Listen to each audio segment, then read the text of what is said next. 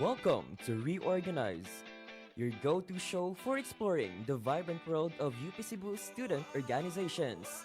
Get inspired by real stories of passion and purpose, from the spotlight of performing arts to the strategy behind sports and everything in between.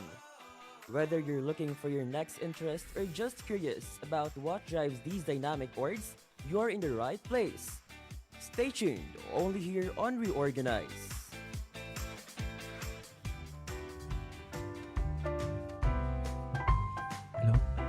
What is up mga eskolar ng bayan? It's another Wednesday and you're with me, DJ Sai. And TJ Mika, time check, it's 1:07 p.m. and you're listening to Reorganize. Your go-to program about everything related to UP Cebu's organization and student groups. Now, DJ Mika, unsa ang pinaka-recent nga nahitabo here sa UP Cebu? Pinaka-recent say was the most awaited ASUG Bohol 2026. So truly that was a very exciting event that we just held, that the closing program that we had here in UP Cebu. So Sai, were you able to witness any performances during ASUG Bohol 2026? Well, yes, although klase to siya nga week, but I was able to attend during the musical competition, no, during sa PAH, and it was a very great show because it was really a battle of talents gid sa ato ang mga performers, not just from Cebu, but we also have from Bohol, no, participating in the Asug Bohol 2026. Ikaw, DJ Mika, naka-attend ba ka sa event? Unfortunately, Sai, parang nilamon talaga ako ng classes during that time. But I was actually able to attend the public viewing of our dance performances. So truly, sa practices pa lang nila, I was really impressed and excited for ano yung showcase nila during the final performance. And truly, they delivered well, Sai, because we were able to bag awards from ASOBOL 2026. Exactly, not just awards, no, but also UP Cebu finished as the overall first runner-up. So, Big hands yes, big to all hands to our all winners. performers because surely it hasn't been an easy journey for them. That is why for today we will uncover the journey of one of the participants, no? Like as a whole for their group in the Asakura 2026. So, kinsa ka na sila DJ nito? Parang na-excite na ako dyan, Sai. Because for today's program presentation, that sweep the competition. Kinsa ka ni sila, DJ Sai? Kaya na ba kakinsa ni sila? Yes, DJ Mika, no? I believe everyone knows them, DJ Mika. Ikaw ba naman nakadaog sa tanan categories nga giapilan? Literal nga grand slam. Kunakot awards ang lahat. Kaya mga kauban, we have here with us Alexis Lebarnes, the VC for production of the UP Student Theater Arts Guild for Education. Upstage! Hello, Alexis. Thank you for accepting our invitation for this feature. No? So before we start, please introduce yourself to our listeners.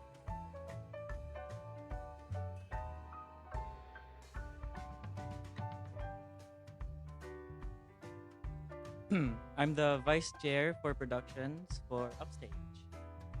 Wow, so you're from Upstage, no? Um, so this is the second time that Upstage represented UP Cebu and the Asug Bohol. So how was it? How was the experience? Like representing UP for the second time for Upstage. It was an honor first, and it was very pressuring pod kay like lagi first time ni appeal ang Upstage to represent UP for dramatic arts last paso, and they were able to bag champions for both SSP dialogue and SSP musical. Um, as a student assistant, it was very stressful because we have all of these categories and nga oversee. So, as an execom pod, kay kami man ang nag was really a roller coaster ride of emotions. No, so there's a pressure, but kani ba siya ka pressure? Like the pressure to perform better? Or like the pressure to give a good show or everything? Hagol na ka pressure. Sagol-sagol siya. It comes from the fact nga champions lagi pag last, and then like taas nag expectations da ang coaches maingon lang nga daog ka ha, and then yes sir, and then of course we didn't want to disappoint our alumni, and then I guess it came from us pod who did not want to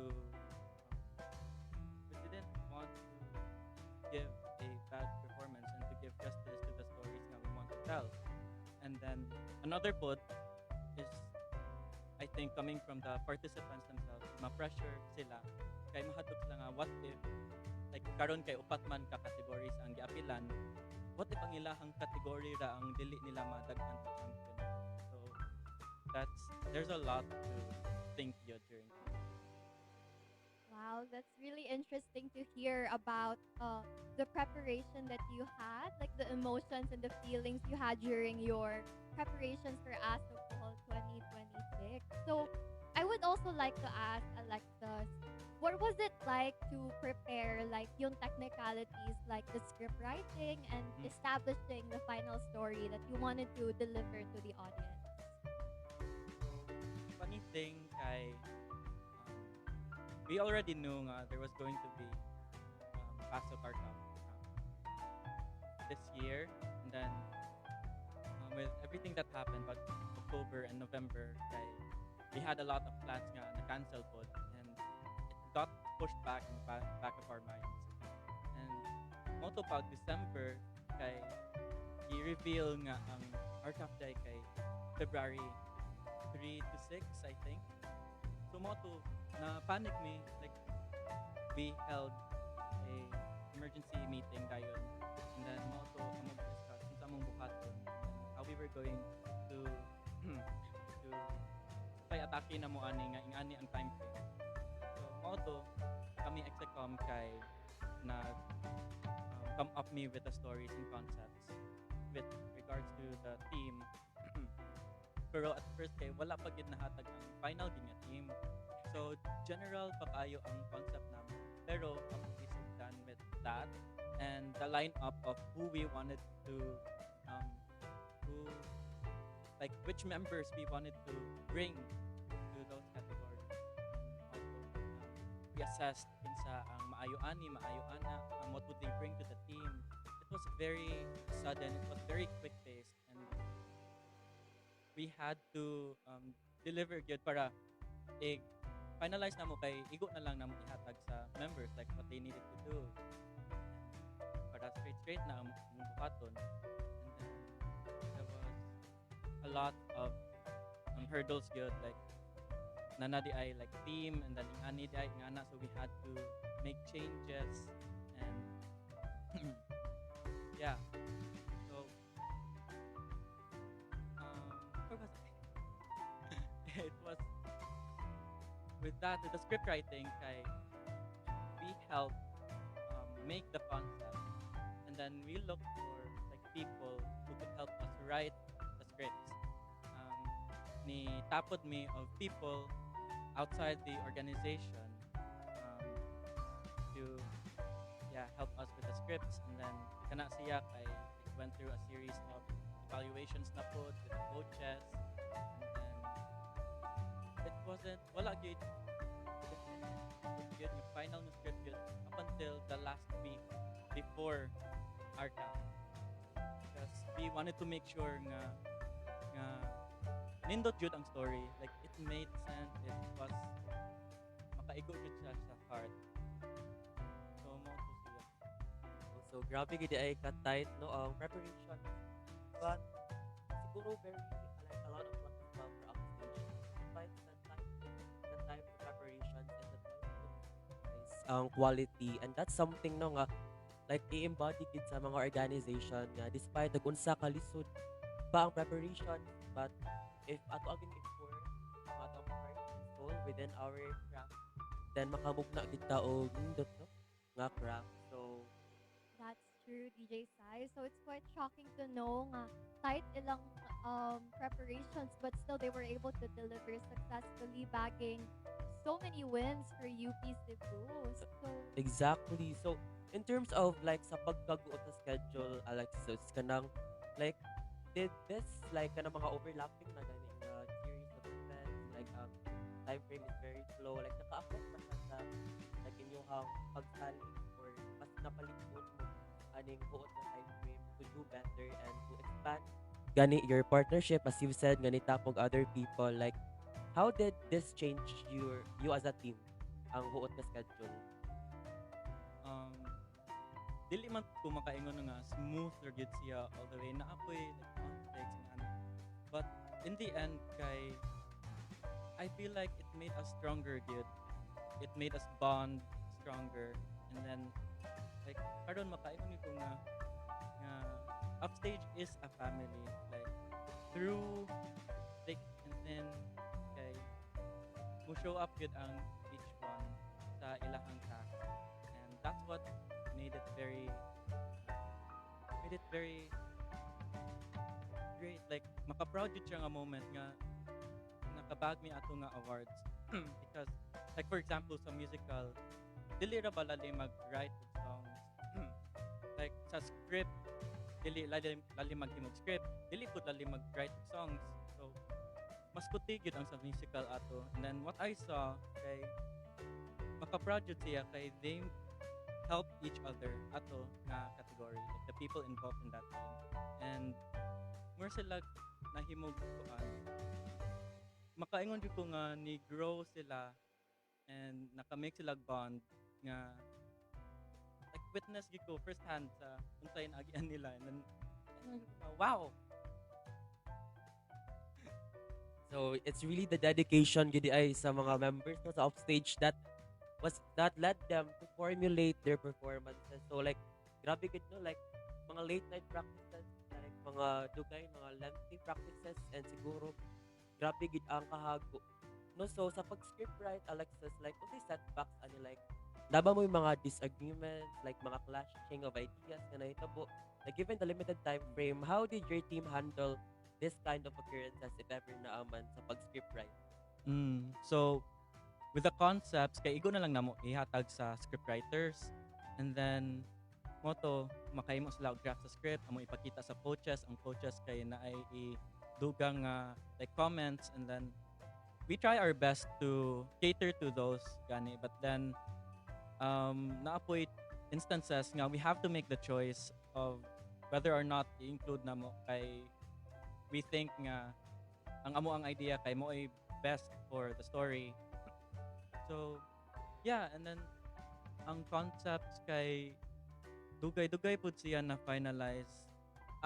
In fact, the script sa amo ang na-present pag archive mismo kay lahi ra gid kayo siya from the first draft nga amo ang na pakita yun. wow. So it's interesting to find out that different pala yung first initial script niyo to the one that you guys delivered. So I would like to ask a more since you mentioned kanina, it's nice to hear that Upstage now feels more like a family, especially after what happened. So, but now as an individual, Alexis, what was it like for you, especially since you mentioned you're part of the Execom? How was it like to balance preparations for ASOG Bohol and as well as your ACADS? Like, what was the time management like for you? It was very crazy. I spent a lot murag 4 days straight ko nakasleep diri sa school. Dito lang ko sa workshops na muna to. Kay I had a lot of plates from first sem pod nga giapas na ako and 7 a.m. pag yun akong classes. And another thing that akong nabantayan kay I learned a lot yun from this experience how conflicts are meant to be solved, how to manage this kind of thing gani. And yeah, it was very makagrow jud siya. Wow, kudos talaga to Upstage nga nangatulog na di ay performance. So, In one word, Alexis, how would you describe the overall preparation of Upstage for Asug Bohol? The best word to encapsulate the preparation experience.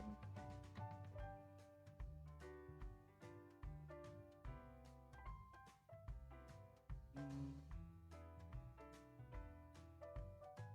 lengthy. Lengthy. Oh, wow. It was truly a roller coaster ride for our performance side, but in the end, it all paid off because they bagged all the wins for Asug Bohol in the dramatic category. So yes, so it's very informative to find out the process for them, especially since we got to know what it was like for them to work behind the scenes and how they were able to come up with the concept that they got to deliver on stage successfully. So since now that they feel more like a family on upstage, it makes me very excited to find out kung ano pa yung mabibring nila to UP Cebu, like the performances that they're about to give us. So it's truly exciting to see what they have more to bring now that they feel more like a family more than ever due to their active continuation. Thank you so much, Alexis, for sharing all of the behind the scenes for Upstage during Asug Bohol 2022. So, like they said, they were able to go through lots of setbacks, but in the end, they got to triumph despite all of that. So, is there anything else you'd like to share? I'd like to add nga this March 27 is World Theater Day, and on this day we'll be having a rerun of all the performances we had during our camp, and it's open to all. You can invite your friends from other schools, and yeah, there'd be lots of things going on there. Na photo booth, na mga concessionaires, and yeah, I'd like to invite you to that event. Okay, so when was that again? March 27. March 27. So let's look forward to that. Our fellow UP Cebu students for March 27 because we'll get to witness their winning performances once again. So thank you so much, Upstage. And we'll really so, shout out or anything else that you'd like to plug? I just would like to give a shout out to the Execom team who was very strong during those times. Wow. So big shout out to the Execom team of Upstage during Asug Bohol for voyaging the raging seas and doing it successfully. So don't leave just yet, mga kauban, because Reorganize will be back after this short reminder.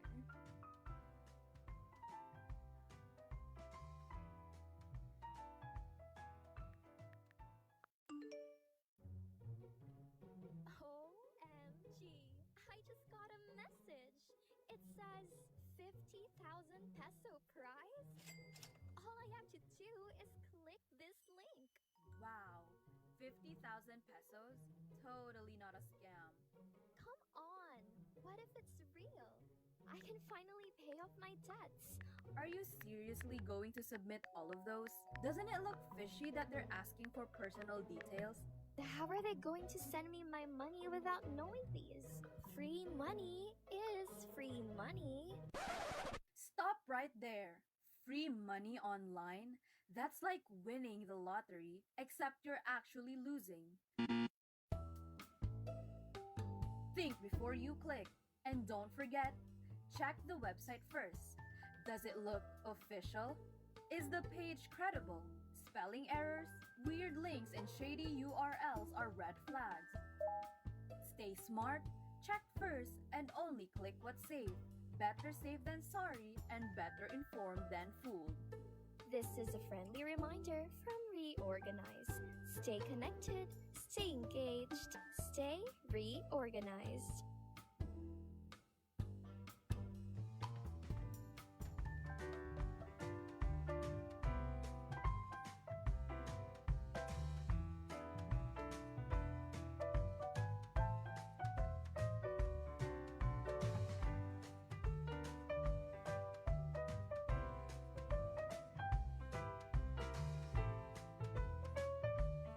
Time check. It's 1:26 in the afternoon, and you are still listening to Reorganize only here at DYUP Sugbo. We were with Alexis earlier. We talked about upstage's preparations for the recently concluded ASO Bukol 2026. Now we will be joined with one contestant from the short and sweet play and another from duo acting. Here with us, Cristal Gastador and Christy De La Peña. Please introduce yourselves for all our listeners. Hi mga kauban, I'm Cristal from Upstage. I'm one of the performers for SSP Musical. Hi, maayong hapon sa tanan. Ako si Christy De La Peña. Usa ko sa nagrepresentar sa pangdalawahang pag-arte or duo acting Filipino category. Nice. So welcome to Reorganize, Crystal and Christy. So I would like to ask first, Crystal. So what was your performance all about? Like, unsa man ang message nga iyahang ganahan ipalanog sa ato ang sa imong performance? So, na-mention naman earlier ni Alexis no na like initially lahi jud kaayo ang amuang script, everything ang concept. But ultimately jud like for musical, ang ganahan jud namo ipaabot sa kanang audiences or sa masa with our performance is that it's a call for action gani nga daghan kayog mga sektor nga kailangan mahatagan og kanang atensyon sama na sa mga mag-uuma, sa mga estudyante og sa mga kanang tao na nangihanglan og kanang tabang pinansyal og medical. So we wanted to like kanang show light to those people na need og tabang so that their voices could be heard. So yeah. Wow, so makabilib pod ng through Asugbohol is ato akong napakita sa katawhan ang realidad nga giatubang sa iba't sa mga nagdalaing-laing sektor labi na no, sa ato mga mag-uumang dili pa kaayo na cover no sa ato ang news diri as sa local community. So like as we always say here no nga ang mga eskwela ng bayan always gina sila mo bugna og mga performance nga dili lang about creativity but also about the reality of our community. So how about you, Christino? So unsa man sa to about ang imong performance katong pangdalawang pag-arte? Yes, ako ang partner actually si Celine from Duo Acting Filipino. Ang among story, it's about two sisters and then they had a deceased father, and then the story aims to show actually aside from the mundanity of the complex relationship of sisters, kay it also aims to show the difficulties and the hardships of being a fisher folk, because ang amo ang father adto na story kay fisher folk siya, and then it's also nice avenue but to show and to highlight the fisher folks who are also equally struggling in this economy, in this lifetime. So mo to nga gi-show na mo nga we have to paabot sa mga tao nga ang ato ang mga fisher folks kay kinahanglan sila respetoon because of how difficult and hard their works are, their craft, their labor is. It's commendable to hear the stories that you were able to successfully. I would like to ask, as performers yourselves, what was your driving force up there on stage to be on that stage? Siguro sa isip ako and as upstage, the very driving force is of course the masses, because we are bringing there the stories of the people who are often overlooked, often forgotten, and often abused by the system. So those are the very nag-push sa amo to do better para mahatagan og justice ang ilahang stories, because we do not come there to just represent UP but also to represent those sectors that we aim to to amplify their voices. So yeah, I agree sad with Ate Christy no na kanang sakto jud na by being on that stage, we're not only performing as upstage or as UP students, but we're performing as those very people na among gina-represent gani, those very people na among gi-act as. And also, ang among mantra, the whole preparation na mo during Asugbuhol is that we do not, although, of course, as a representative for UP, we aim for championship.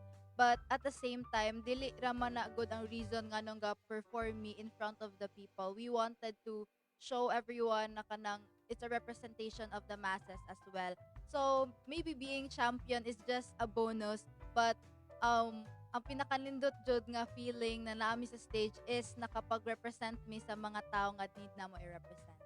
Exactly, no? So, usa pa gid sa mode of like siguro communication sa realidad para nga sa katawhan is through acting.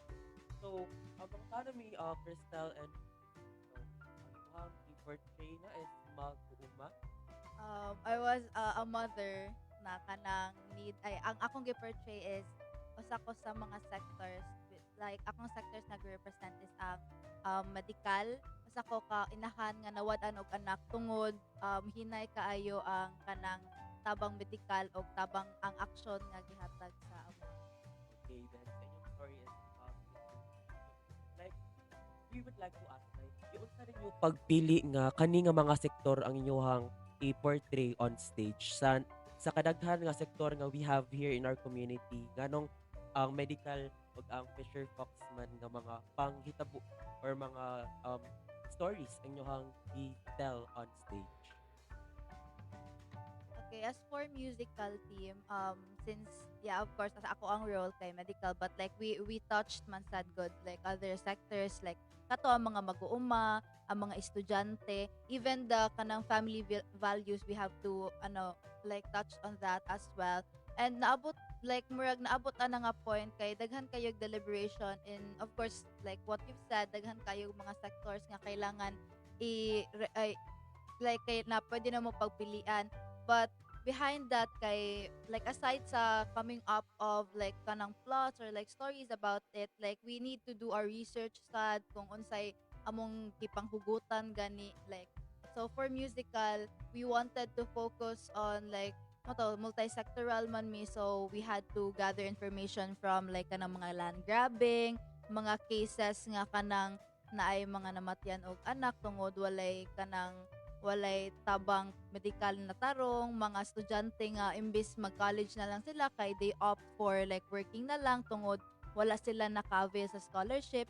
Like we have to consider the real mga realities sad na hitabo gani, especially sa ato karon na like very rampant siya, very relevant kay daghan kayog nakasinati ani nga mga panghitaboa.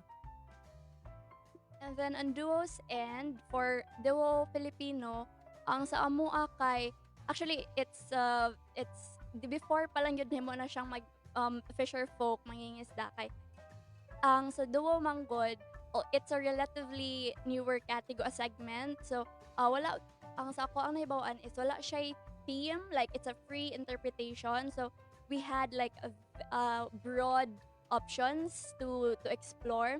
And then initially ato kay we opted to have like mythology to highlight the culture, and then until we come up to a point nga nganong mga i-highlight na pod ang fisher folks because equally naman pod sa other segments na represent na pod ang other sectors, and then now it's time to highlight pod the fisher folks.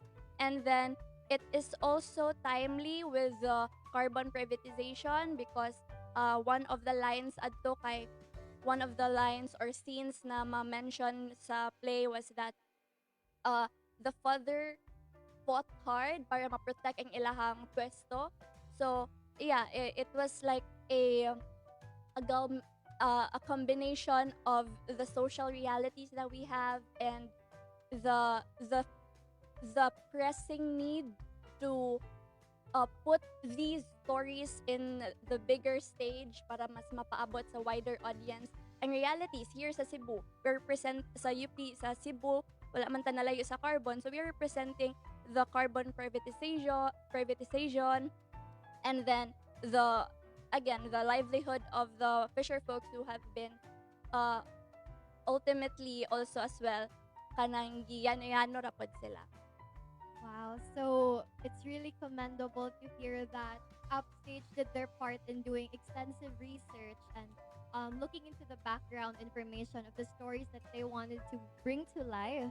Siyempre, marami talagang discernment during those processes for them to be able to understand their stories and bring their characters to life. So, curious po ko sa characters na inyong gi-portray, especially for those who haven't seen the plays yet. Could you introduce the character that you portrayed and how were you able to bring that character to life? What was your preparations as individual performers? Okay, so ang character nako sa play sa play was I was Lena, and then I am the older sibling. I have a younger sibling, which is Sabel. So I eventually became a breadwinner because again our father died. So moto nga I had to step up and I had to provide for my sibling. Yeah, basically mo nang ako ang life story, and then character analysis siya. And then sa ako ang story, it was a very challenging internalization for me because I had to embody the kanang batak nga palingkera, batak nga mamaligyaay. So I had to walk like how they walk, to to really represent them, to show to them ba nga para maabot gali ma-come across ila ang message na this is who I am, this is who I've become because of all the things that I've been through. So mo to siya ang sa process internalization, a lot of practices yun, a lot of patience from the director, from my co-actor, from those series of critics night kay gitabangan jud og you should do more of this para you become you portray better your character. So, ako si Rosa sa amoang sa musical team. Ang character nako kay si Rosa. Gusto ko kainahan nga nawad-anog anak tungod sa aksidente. Ang backstory sa ako ang character analysis. Ang backstory nga nung suko na lang jud kaayo ko kay dili man unta mawala ang akong anak kung naabot dayon ng ambulansya, kung natabangan siya dayon, which is a reality for most people na dili dayon sila matagan gani og kanang atensyon sa ospital tungod naglaktag facilities. But mo na siya tungod sa kasakit nga akong nabati as inahan at sa ako ang role kay kanaganing dili na nako kaya makita nga kanang grabe na ang kani nga panghitabuan na pirmi na lang walay walay kanang facilities, walay makaatiman nga na ay ultimately nakakuha gani kog kusog to finally voice it out sa mayora namo si Emilia siya sa amo ang mayora. Og mauna siya in terms sa kanang ako ang internalization, for me it was quite challenging sad kay I have to conform myself to be very motherly, and as someone nga dili jud nga nga type of person, I need to adjust myself na kada even the smallest bit kanang kung unsaon ako mag-think, unsaon ako pag-act kay kailangan very rosta na jud ko nga na I'm soft yet at the same time gipagahi gani ko sa ako ang nagnagian nga na. So during our practices kapila na kanang gi-point out na I have to do this. I mean not in the bad way, kanang I have to conform into this nga na, and I feel like it's also a very great help na naami mga naay mga critics from outside critics and other members from other teams na makahelp makatabang gani nako and sa amuan team to kanang be who we are playing kay kung naaman good motto kung naami sa stage we're not ourselves na but we're the characters we're playing. So mao na siya very challenging sa ako, but ultimately nakuha naman sad siguro na mo ni Ate Christian hopefully. Yeah. So that's very heartwarming to hear. Such being a artist is really hard. Kaya you should really embody kung kinsa imong gi-portray, and to note nga live to siya.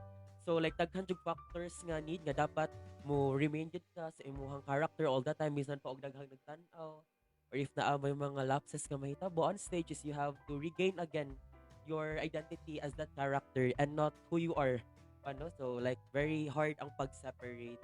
So now that inyohang gi-share ang mga hardships sa pag-internalize, like what do you think man ang mga lapses nga like general lang no para dili pod mabati sa inyong mga future competitors, mga general lapses nga you think nga you would correct for the national ng preparations, if naa lang. For musical theme, I feel like, dili man siya lapses, maybe like more on addition, which is the storyaan na sad namo prior to this. But since we're a musical, we're more on like kanang very choreographed with me nga na. So we realized na maybe for the national stage, kay mag-add make more choreography than what we have during the regionals. So ang others kay secret na lang sa. Oo. Abangan. Yes, for duo acting siguro sa amo kay ang amo among set up on stage kay dili gid me allowed og set design. So what we're only allowed is only hand props. So I think we have to work on more on our movements para para makita gyud ang among movements and dili mi kaunon sa kadako sa stage. So mo lang siguro na ang point of improvement based on the regionals performance, because based on observation mo na ang makapakuan gali makapaklaro jud sa especially na it's a theater dramatic art. So I think that's how that's where we should work on pa. And then additional di ay ang sa katong internalization, sorry, this is a funny thing manggod, during critics night I received personally like comments na very Bisaya daw kaayo akong Tagalog. So, we practiced with my co-actor na kailangan talaga namin magtagalog ng nagsasanay, or internalization namin para magmukha daw natural yung pakikipag-usap, pakikipagtalastasan namin. So, ayan lang siya. Exactly. Challenge good pod sa mga Bisaya no ang mag Tagalog, especially if dili nimo siya gamiton gani in school or wala kay ka na expose, like as what they say, mas better English speakers pa daw ang mga Bisaya kaysa sa using Tagalog language. But it's good that you're able to, like master gani speaking in Filipino, because challenge kid na siya, but na-overcome mo. And like as what we've heard no from the preparations, it's more on adding a flavor to their performances. Like siguro polish na ang nasa stage, but there's still more because di ba like growth is an unending process ba yan, no? So speaking of so how does it feel representing UP Cebu on a regional, no, bisag na lang ta sa UP but regional na to siya nga competition? So how does it feel to be part of Asubuhol 2026? Siguro at first it was very pressuring considering na ang mga nag-una sa amo, like the first ones na ni-appeal sa regional competition were champions back then. So it was like a very big challenge for us to like take home the crown to like to be champions as well like them, kay daghan kayong factors na need to consider.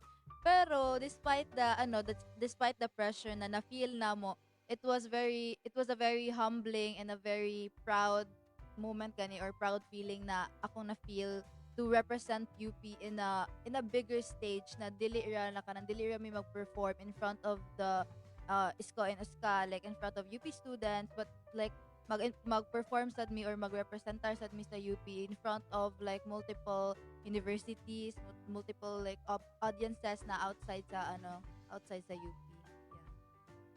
Yes, I think ang common denominator jud sa amoa is the pressure and the honored na feeling. Siguro sa pressure on our end, on my end personally, is that it's pressuring not because we want to win, but because there's an eagerness to hopefully mapadala pa ni namo ang amoang mensahe sa mas dako pa nga avenue, because these stories need to be told right now. Kay mo siguro ang eagerness nga and hope moong may naay pressure, and sa duo especially kay kuan pud siya new pud siya na category, and then mura siya og, let's say, benchmarking level siya. And then it's also fulfilling, it's a fulfilling feeling because uh, in the end na come across today ang message sa amo ang mga sa among isig nga mga plays. So it's fulfilling to represent UP, and it's fulfilling because we know nga at some point sa amo ang mga gipakita sa people na ay na-adjud to sila na-get gali from our gishow. So I think that's the most important part.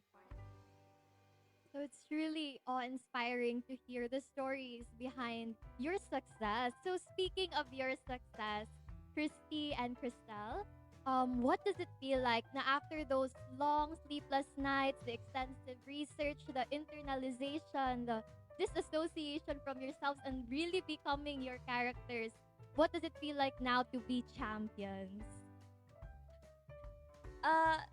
Siguro kato siguro siya fulfilling, and it's like a glimmer lang siya, like it's not something na you always dili fulfilling lang siya, pero it's not something na you should just you detach yourself from the ground, because it's fulfilling in a way nga we can now finally officially go to better platforms to tell these stories. Ana lang siguro. So happy siya, glimmer siya in our days.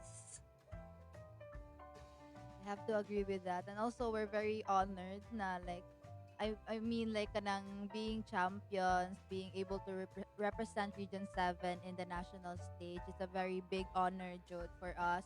And at the same time, add lang ako na like, I was very happy nga, not only solely for my category nga musical, but for the rest of the categories like ang dialogue, ang duo, Filipino, and English.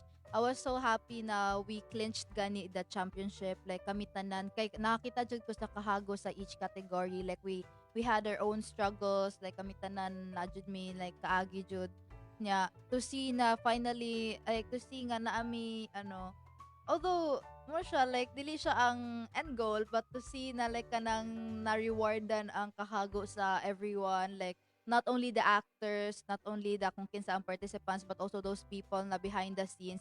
It's very fulfilling, and it's very kanang pure joy ra jud ang akong na feel towards like clinching or like getting the championship. Oh, that's good to hear, no? Like, it's like na paid off agad ang tanan yung efforts, mga hardships through this time. To a bigger stage, no, Christy and Crystal. So, what do you think is the essence of bringing this message to a larger stage? Diba, like, daghan man taog sources ron about the hardships and realities of the Filipinos. But through your acting performances, what do you think is its impact or essence nga through acting is ato gihapon ma-deliver sad ang message nga dapat moabot sa katawhan?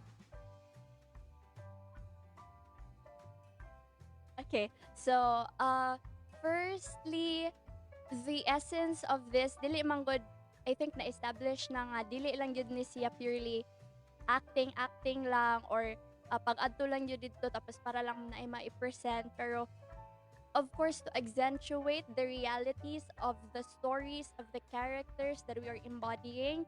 So mo na siya ang main ang maipakita dito, ang although mundane ang iyahang mga panghitabo sa mga setting na mo, mundane things in life, pero in those mundane things there's like lying a deeper structural issues that we have to surface para makita, mapadala o mapaabot sa mga tao. Yes, accentuating their realities, and then of course to yeah, I think mo siyang central, highlighting the realities of the masses. Yes. What she said.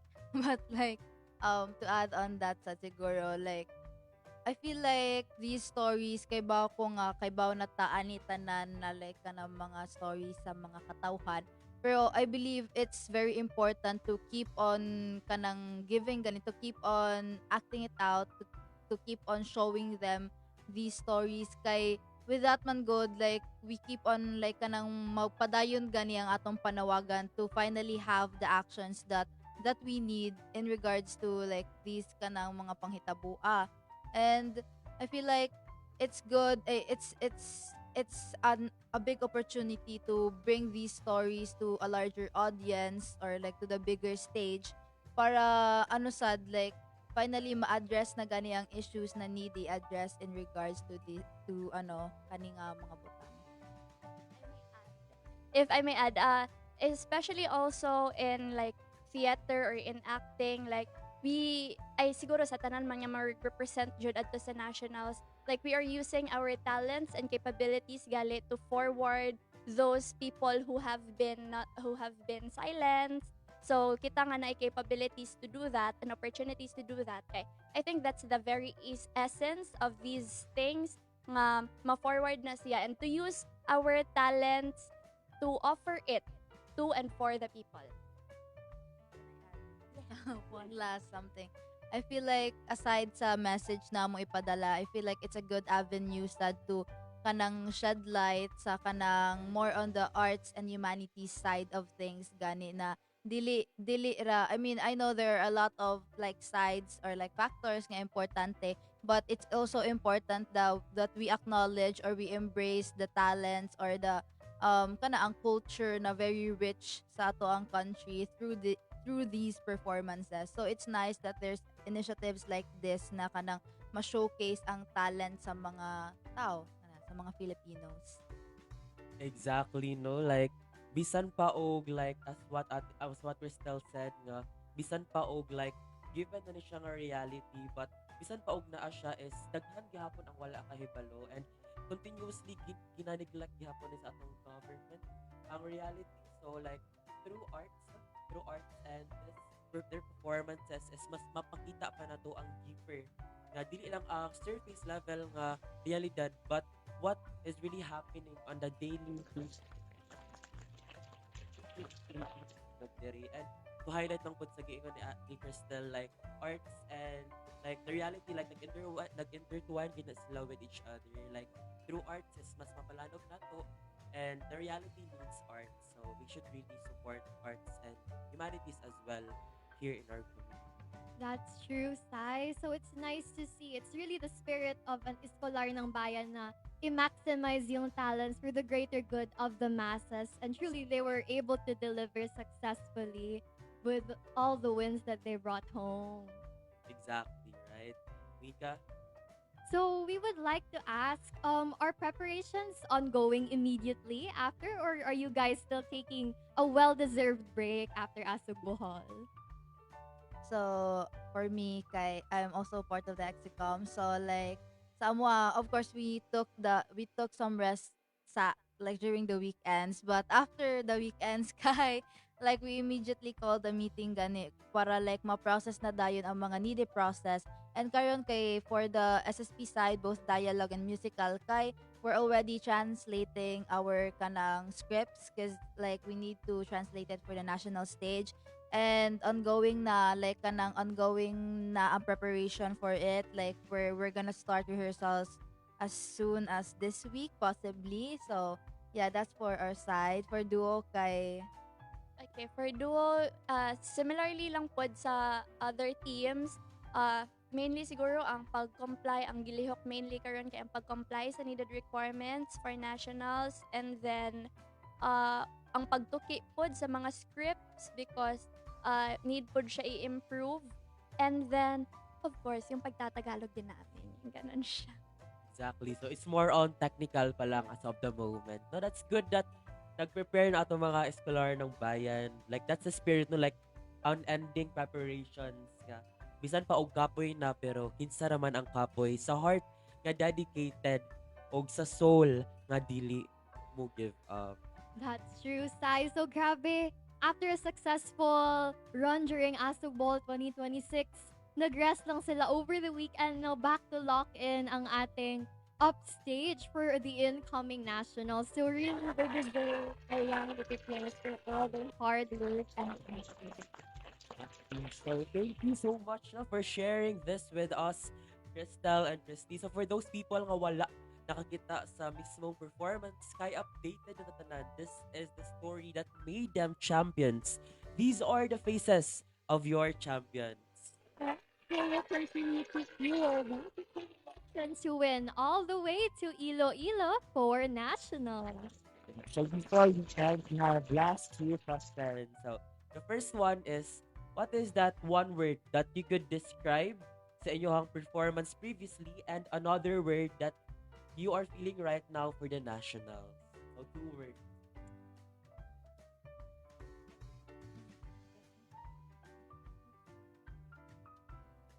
For nation for nation For the previous performance. for the previous performance. Or what could describe your performance as a whole? Like collective word na lang siya nga describe sa inyong performance. Okay, siguro for us, ay i-explain siya or Okay, one word. sige. Sige. Since nila siya explain.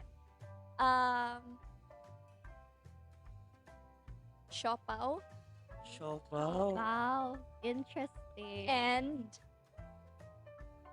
watch out. Two Wa- words. Watch out. out. Yes.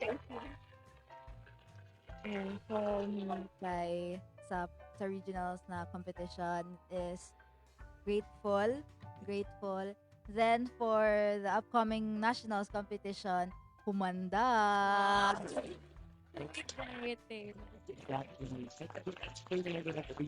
Wow. Siopaw sa for national. For second question, I didn't siya question, but basi na amoy ganahan i-shout out, no? From your fellow performers or anyone you would like to shout out here sa ato ang live. For me, shout out sa tanang participants from the musical theater Filipino English. Especially sa musical team na ako, shout out ninyong tanan. Love you all. Also like to shout out sa Amon Director, sa duo participants, si Celine, si Mabet, Amon Director, si Gwyneth, and si Katie. So thank you so much. And once again, Escolar Nambara. We have to look forward to their performance once again on March 27th. As Alexis mentioned, we'll get to see their characters Lena and Rosa come to life. So let's look forward to that. Thank you so much, and it was truly an enlightening experience as well for us, the viewers, to find out the tedious process and as well as the inspiration, yung hugot nyo to bring those stories to life. So we will be back after this song.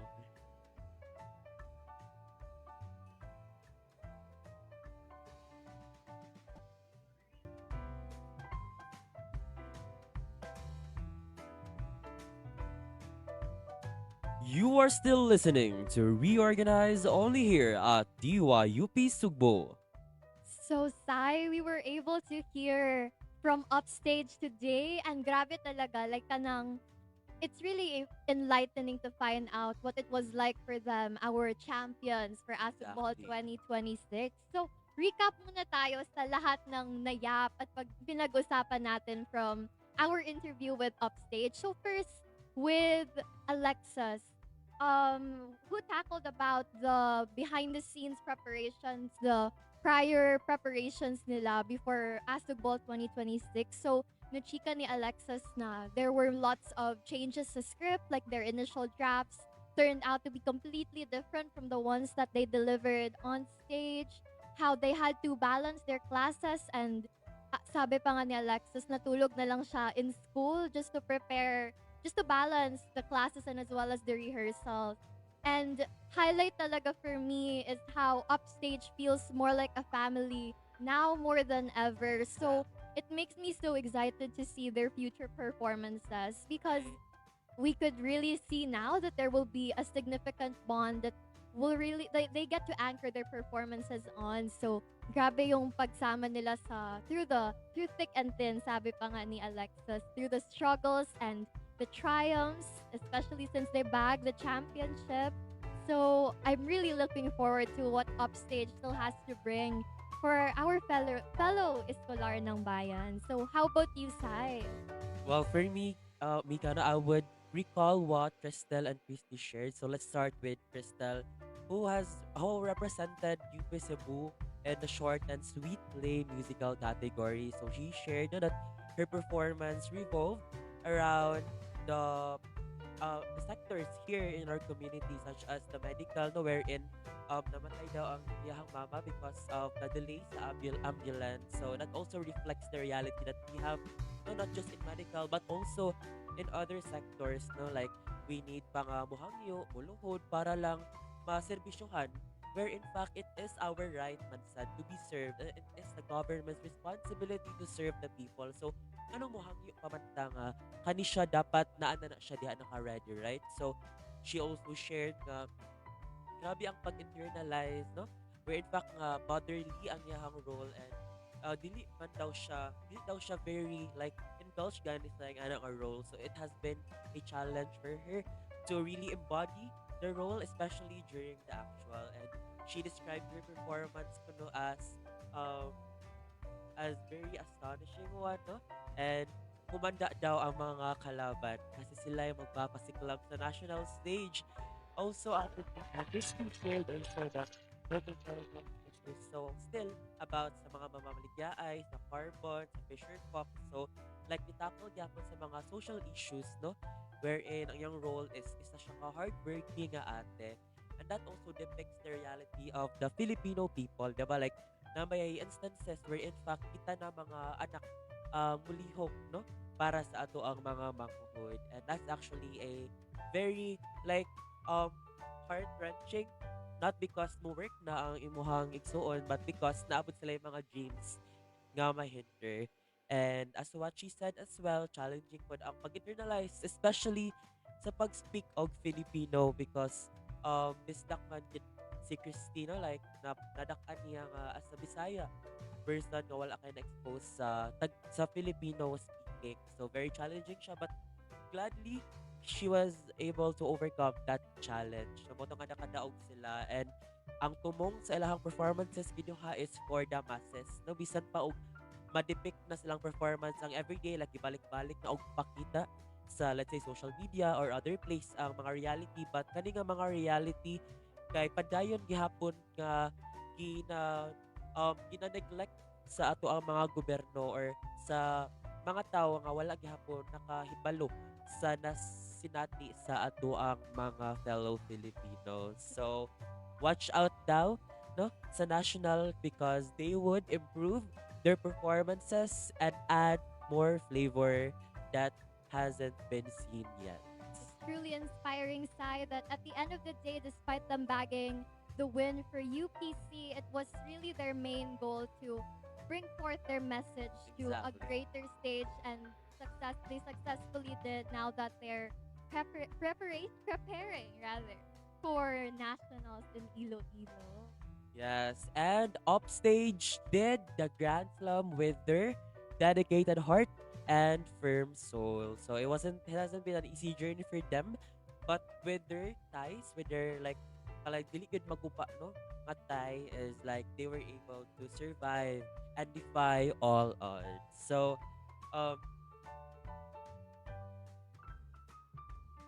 That's true, Sai. So, again, I'm actually really excited as well for their March 27 performance, since I wasn't able to witness the performances. It's an opportunity for UPC to get to see the performances of our champions. So, stay tuned for that. And as Kirsty and Crystal mentioned, for nationals, abangan and watch out.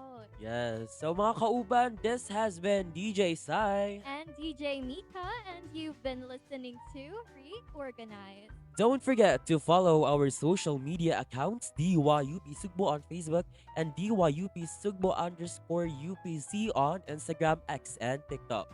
Tune in only here at DYUP Soko every Wednesday from 1 to 2 in the afternoon.